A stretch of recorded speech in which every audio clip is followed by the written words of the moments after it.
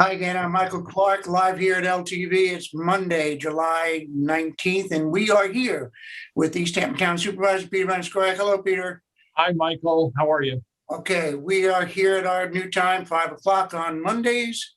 And thanks as always for making yourself available to field the questions, listen to the ideas, and generally chat live on LTV's Channel 22 and then LTV YouTube page. And to our viewers at home, simply dial the number on your screen and you'll be put into queue to speak with Peter. And if you prefer, you can also send questions to me, Michael Clark, at ltveh.org. And I'll be checking my email during the show and we'll read those questions to Peter. So feel free to call in and ask the supervisor. So the phone lines are open. And Peter, while we wait for calls or emails, I know you have a town board work session tomorrow at 11 o'clock right here on Channel 22. And we can discuss, what are some of the discussions that you can, whether we can all expect during that meeting. But I'd like to address, if we could, Peter, just one thing. We've been getting some feedback, and there's been some feedback online, and that about the some of the issues on that have been happening with the transmission of the town meetings, and I'd like to be able to address those a little bit, Peter, if I could. Would that be okay? Absolutely, Michael. Yeah. Okay. So it's great. We're getting some feedback from on social media and people, and Peter's getting it, and so on the way the new town meetings are being broadcast. So let me just take you back for a second to the meetings that the way they were pre-pandemic. The meetings were only at that time. The meetings were only face-to-face at town hall. So if you wanted to participate, people would have to go to town hall, and those meetings were broadcast live on Channel 22. But folks at home could only watch; they couldn't participate. So then you fast forward a little bit to the pandemic, and amongst the chaos at the beginning of the pandemic, we were able to figure out a way to keep the government meetings alive and to meet the state requirements, if you will, by doing virtual meetings. Callers could participate by dialing in because they weren't all the meetings, the boards were not face to face. The board members were all safe and remote and could still conduct business. So this was a great thing. Behind the scenes, there's a lot going on. We had to change the network here. We had to meet in order to meet these new requirements of the new normal, and it remained that way for over a year with only minor blips along the way. Fast forward a little bit more. Now the town begins to reopen, and it was determined by the town boards. The boards, all of them, use it, that they liked the participation that they were receiving, and decided that it would be great to be able to hold hybrid meetings where people would be face to face, but we'd also have the virtual aspect of it. And this would allow people to participate remotely, plus still have the choice of participating face to face. That seems easy on the outside, but it's frankly, it's never been done before. And technically, it's been a real challenge for us at LTV. So yes, we're very aware of the sound issues that took place when we first opened back up, and we're getting blips along the way. And we know that the cameras aren't perfectly placed, but we have to do this in segments, okay? Please understand, this is a work in progress, and we just ask you for your patience. Not being able to hear is one thing. We're working very hard on that. We're just getting feedback, and I just got some from Peter as well, that the last meeting, we're trying to better understand why this is happening. The beauty of it is we still have the ability to be able to be face to face and record the meetings and that type of thing. And if you look at the meetings on Facebook, for example, not Facebook, excuse me, on YouTube, for example, you can hear it perfectly fine. So the breakdown seems to be on channel 22, and we're working very hard on that. It's gotten a little bit better, and we've had a couple little blips, but we're continuing to address the problem. And again, this is uncharted territory, and our team, along with the IT team from Town Hall, we do have plans. There are new things ordered. There's new microphones and cameras. We'll eventually have the cameras in the right way, but to bring it all in at one time, in the amount of time that we were given to be able to do that was impossible. And there's going to be blips along the way, I can guarantee you. So unfortunately, some of it takes a little bit to happen. You run into different things along the way. So, but I just, want everybody to know that we're working on it to make it better. And the end result will eventually be for people being able to participate both remotely and in person. And that is better for the entire community. And it is being worked on. So, Peter, your thoughts? Hammer me. The first thing that comes to mind is what a great service you've done for our community all through the pandemic, keeping people informed, being able to keep, the government meetings televised. And, honestly, in many ways, those Zoom style meetings really allowed for much greater engagement than we were seeing before. And we had a lot more input from the public directly, the ability to share information, to share screen and pull up all sorts of information, maps, other materials is really fantastic. And so you guys did a wonderful job with that. When the town board went back into live session meetings, we basically had no choice but to hold meetings live now. We really appreciated that extra component. And so trying to have the hybrid meeting, have folks be able to call in, much more convenient for many people who, might not want to have to fight traffic from Montauk to Town Hall and back or wherever, or they have, they're taking care of kids at home. Just allows for better engagement. So as you said, everybody's been adapting and making the best of the situation. So, I applaud you for all of your efforts to try and put forward a hybrid meeting, and I'm sure we'll get there eventually. But as you said, be patient, everyone. We will get there. Yeah, it's really unfortunate. And again, our apologies. We take full responsibility for, without a doubt, for the issues. We're not tricking anything, but we are. It is literally uncharted territory. During the pandemic, for example, we actually had, not blowing the horn, but we actually had stations coming to us saying, "How are you doing this?" They were using us as kind of a benchmark for the way we're doing that. That was pretty cool. And working with your entire team, Peter, it's been great. This has been, we will admit, this is extremely frustrating, and I'm sure, more frustrating for you and for the people in the public. So, again, our apologies to all you folks out there that are trying to do it. We'll figure it out. There's no doubt about it. It's going to be baby steps along the way, and it's. I wish it was as simple as flipping a switch, but it's just not in this new environment. But we will get there. So thank you for your patience. So Peter, we touched on the meetings. You got a meeting tomorrow, so what do you have on the agenda? What's going on?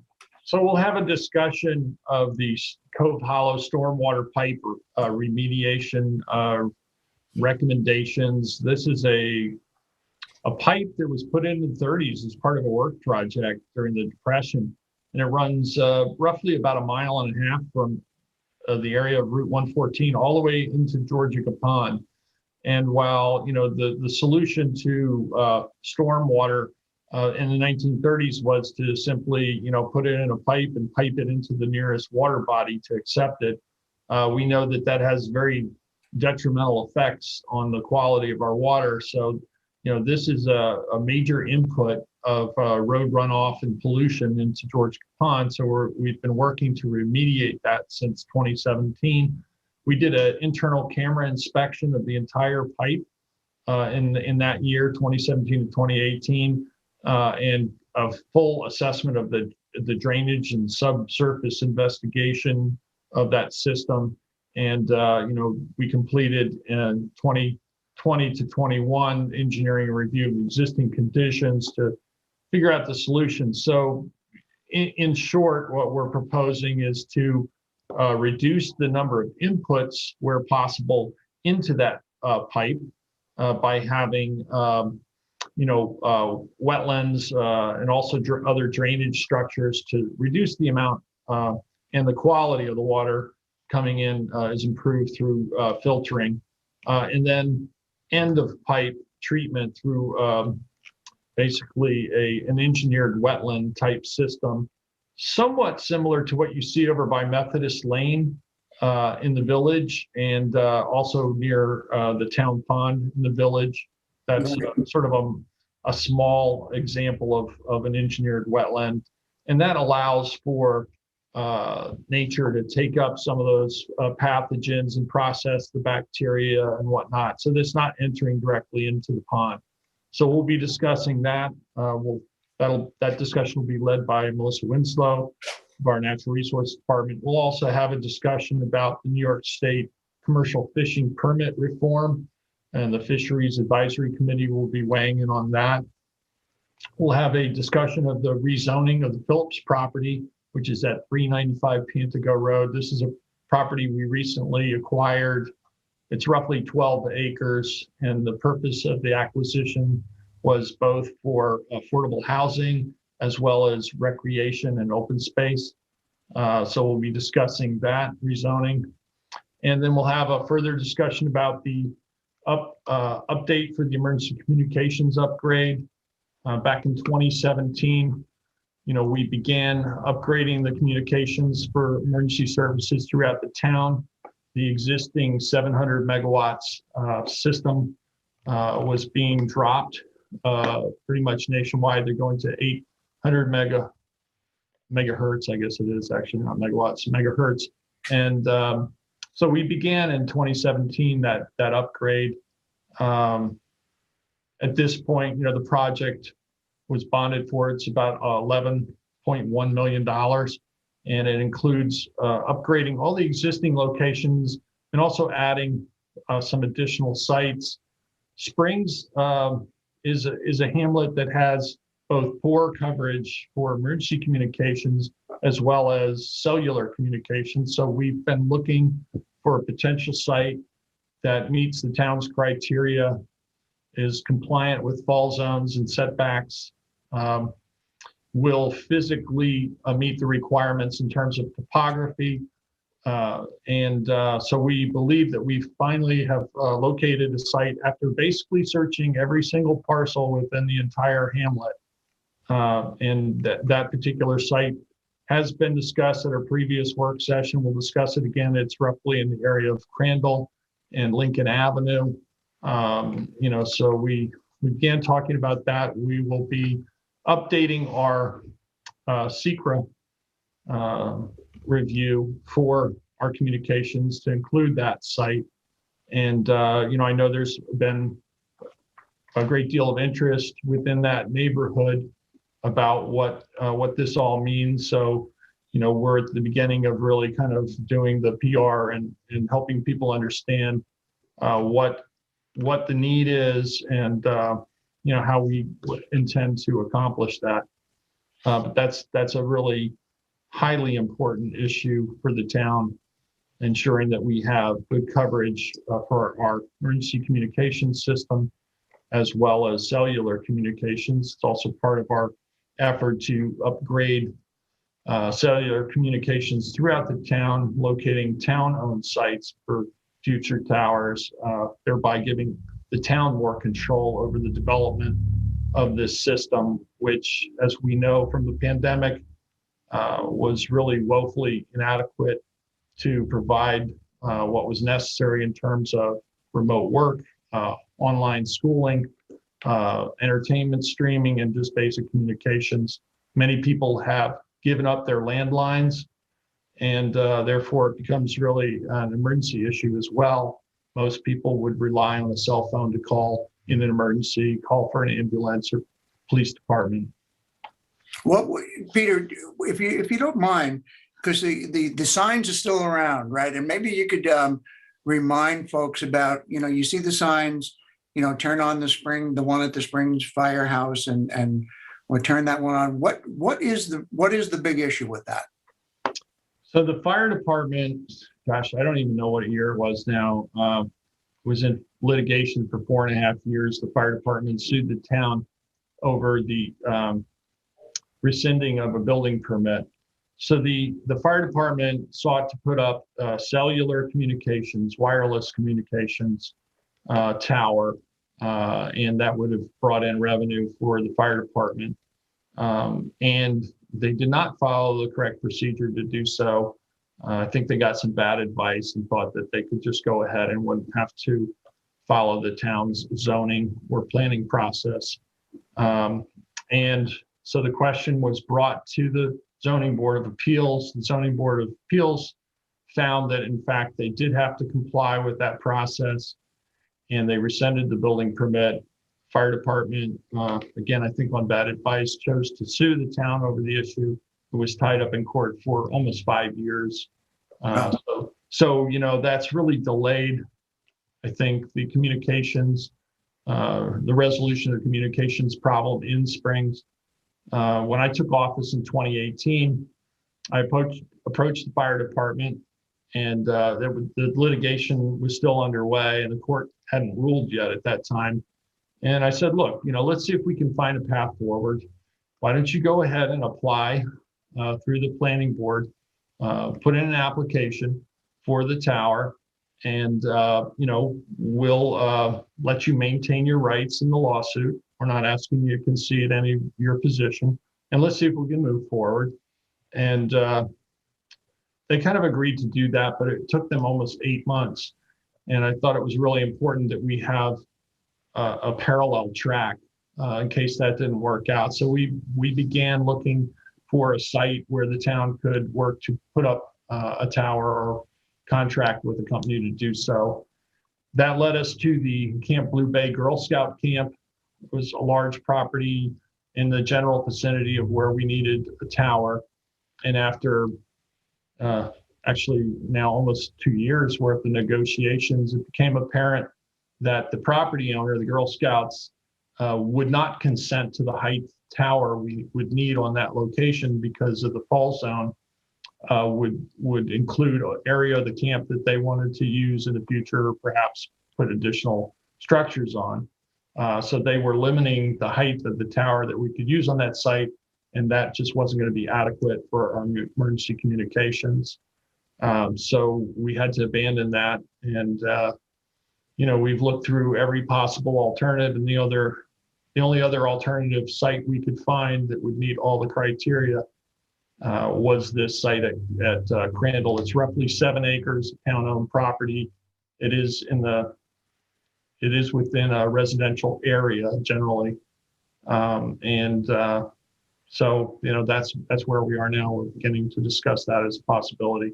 So is the Springs Fire Department still a possibility in the future, or no? So they are still going through planning board review. The tower where it is located now is not going to be permitted. That would have to be taken down. The site that they proposed is elsewhere on the property. So it's really to say, turn on the Springs Tower. First of all, there's nothing in the tower to turn on at this point, nor could anything be placed or put in that tower. It's got ospreys nesting on it, and nobody be able to touch that tower till at least October. And again, we've tried to work through a possible solution here with the fire department, at the fire department.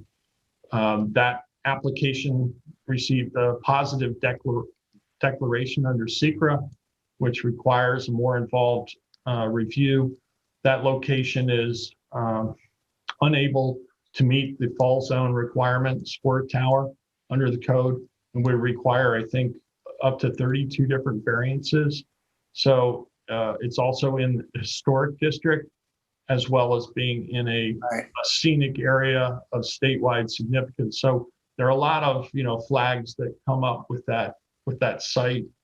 It would have been great to just say, yeah, sure, go ahead, but that's not really the way it works. And there is that process for other entities that they have to follow. So without a doubt, more to, well, thanks for explaining that, by the way. But there's obviously a lot more to happen with that. I guess, we have a couple of minutes. I think you had some really good news, Peter, with the plans for the affordable housing kind of off of 3 Mile Harbor Road. Would you like to talk a little bit about that? Well, there are a couple of projects, really. As I mentioned before, we're talking about a rezoning of the putting an affordable housing overlay district on that parcel on Pantago, 395 Pantago, near the Cook building. Okay. So there's 12 acres behind there. And at this point, I think the board's leaning towards single family homes in that area, but there's further discussion to be had. And we had a number of the neighbors in that neighborhood come and speak to us, and frankly, it was great to hear from them and saying that we understand the severity of this crisis, this housing crisis in town, and we support this project with some caveats. And so to me, that was real community spirit exhibited by those neighbors. Yeah. I commend them for that. And, we will be working closely with them to ameliorate any concerns that they have. One of the questions they had was, well, why are you pushing it to the back of the property when, maybe that should be left in reserve area? At the same time, we don't want to put the housing right up on the highway. Right. So I think there's a compromise there, and we have enough flexibility by putting the overlay over the entire parcel rather than just carving up a portion of it, so that we'll have the flexibility to design development there that I think the neighbors will support and will be in conformance with that community in terms of aesthetics and whatnot. So, and then the plans that were laid out, it looked really neat for the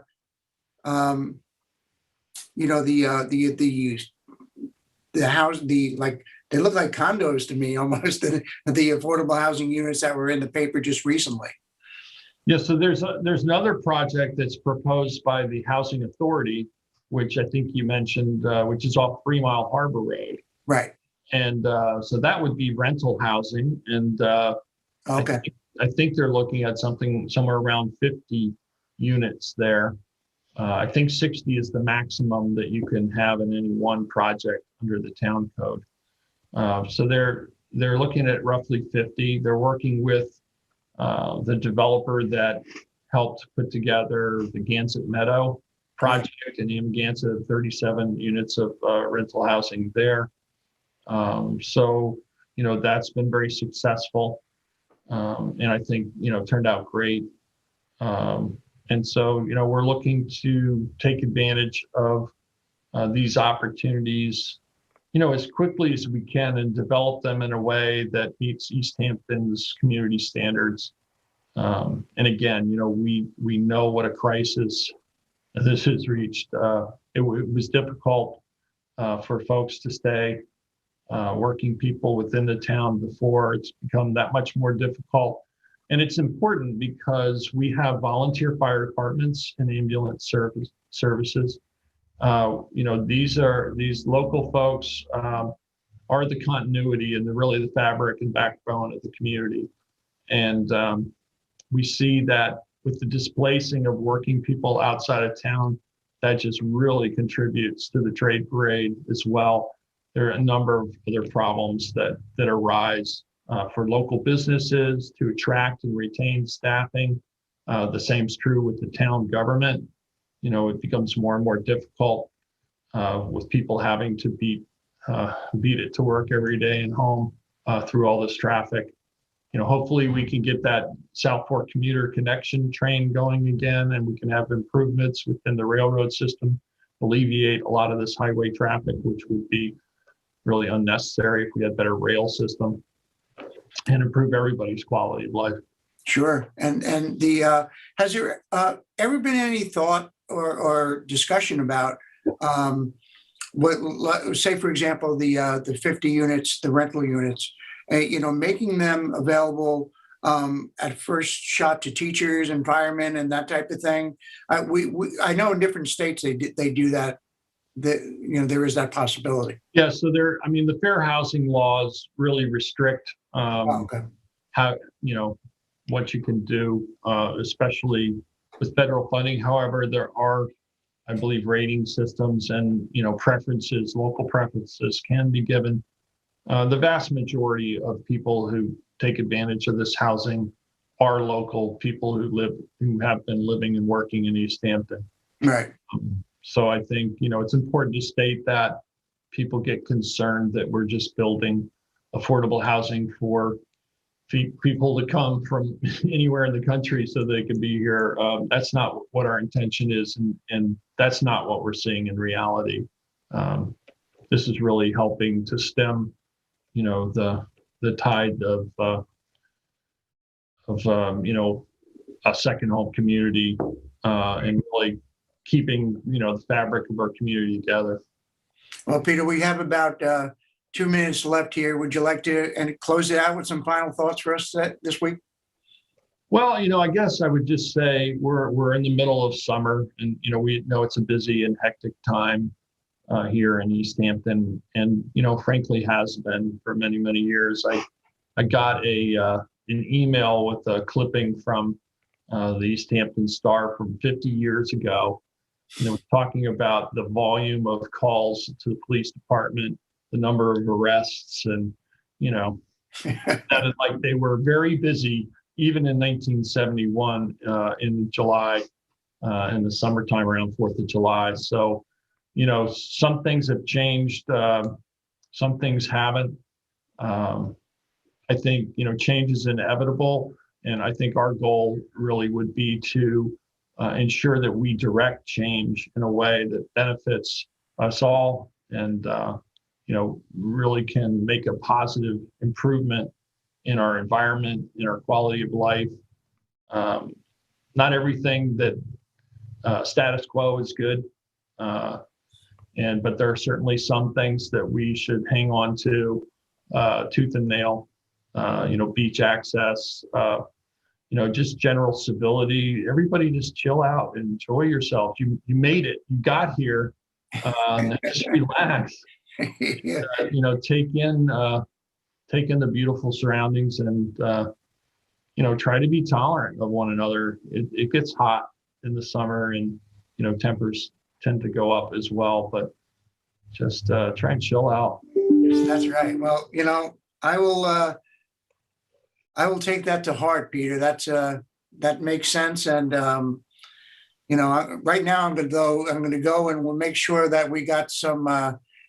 Continue to work on the sound issue for tomorrow's meeting, and make sure that we're doing the best that we can to make everything well heard for the community. So, but once again, thank you for joining us today, Peter. I know that you're really busy, and it is a crazy time. So until next week at 5, and I'm sure I'll probably be talking to you tomorrow. Yeah, thanks so much, Michael, and thanks LTV for all you guys do. Bringing the local community right to the public, and letting us know what's going on. And we certainly appreciate all your coverage, both governmental and just community events and whatnot. So keep up the great work. We'll try. All right. Have a good night, everybody. Take care. Be well.